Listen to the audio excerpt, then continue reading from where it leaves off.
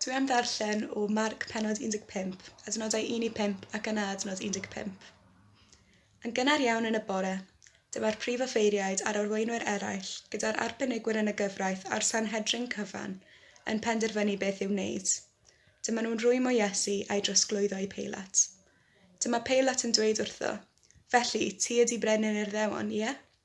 Ti sy'n dweud, atebodd Iesu. Roedd y prif offeiriaid yn ei gyhuddo bob math o bethau.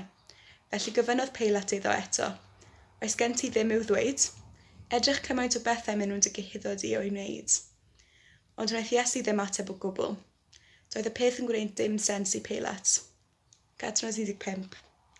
Gan ei fod am blesio'r dyrfa, dyma Peilat yn ryddhau Barabas iddyn nhw.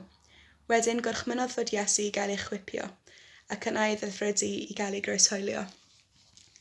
Be sy'n sefyll allan i fi am y darn yma yw jyst parodrwydd Iesu i ddioddef cael ei wawdio, cael ei gyhuddo'n ffals gan y prif offeiriaid a dioddef yn gorfforol mwyn bod yn ifydd i gynllun ac ewyllus Duw.